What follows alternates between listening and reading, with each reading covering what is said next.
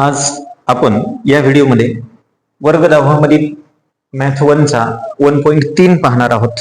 तर यामध्ये आपण पहिला प्रश्न घेतलेला आहे की फिल इन द ब्लँक्स. यामध्ये आपल्याला या रिकाम्या जागा भरायच्या आहेत. तर इथे आपल्याला हे डिटर्मिनंट यानुसार दिलेलं आहे. तर 3 गुणिले 5 असा तिरकस गुणाकार होत असतो आणि 2 गुणिले 4. तर इथे आपल्याला 2 घ्यायचे. नंतर 3 5 इथे 15 होईल आणि 4 2 8 दिलेलंच आहे. नंतर या दोन्हीची वजाबाकी येईल आपलं 7. असं उत्तर आपल्याला पहिलं मिळतं. यानंतर आपला दुसरा प्रश्न आहे की find the value of determinants. म्हणजे आपल्याला इथे निश्चयकाची किंमत काढायची आहे.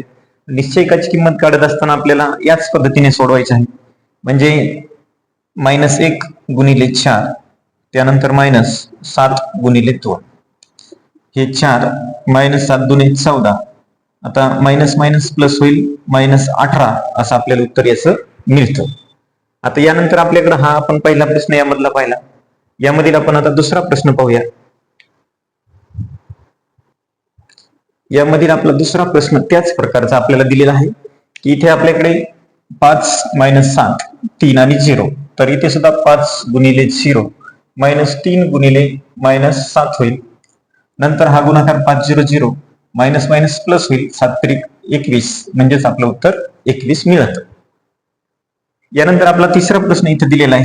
तर इथे आपल्याकडे 7/3 गुणिले 1/2 वजा 5/3 गुणिले 3/2 असं मांडून घेतल्याच्या नंतर आता अंशाचा आपल्याला गुणाकार करायचा आहे आणि छेदाचा गुणाकार.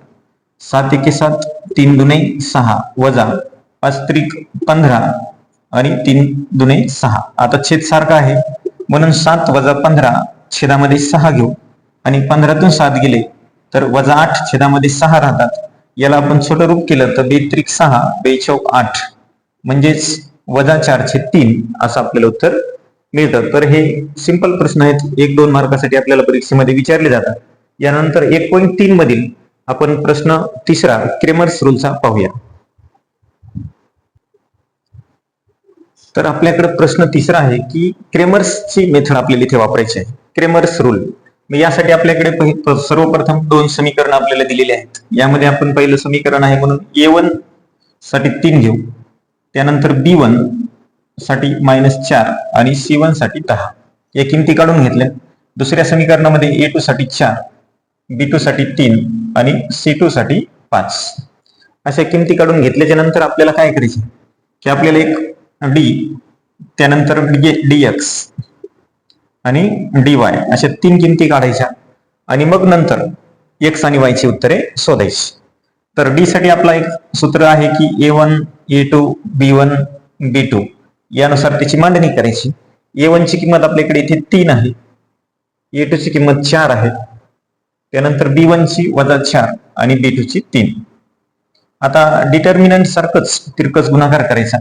3 गुणिले 3 वजा 4 गुणिले 4 हे 3 त्रिक 9 आणि 4 चौक 16 म्हणजेच 25 येतं आपल्याला D.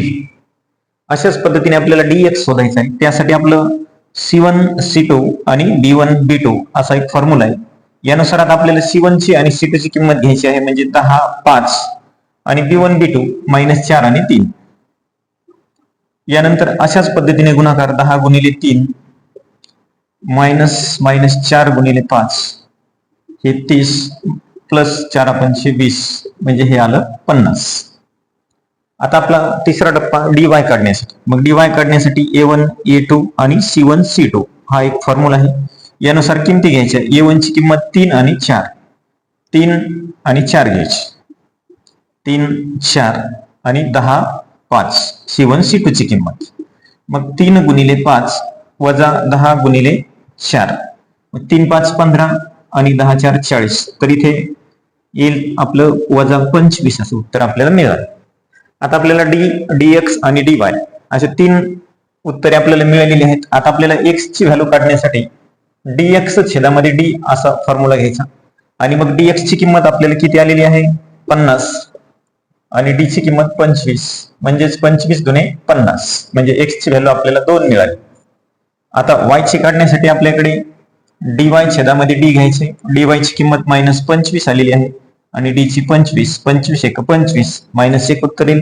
म्हणजेच आपलं y बरोबर -1 हे उत्तर आपल्याला मिळाले. शेवटी आपलं 2 आणि -1 असं उत्तर आपल्याला मिळालेलं आहे. तर उर्वरित प्रश्न आपण पुढील व्हिडिओमध्ये पाहू. तोपर्यंत हा व्हिडिओ कसा वाटला? व्हिडिओ आवडल्यास व्हिडिओला लाईक करायला, शेअर करायला आणि चॅनलला सबस्क्राईब करायला विसरू नका, जेणेकरून उर्वरित पुढील जे काही व्हिडिओ आहेत तुमच्यापर्यंत येण्यास मदत होईल. तोपर्यंत धन्यवाद.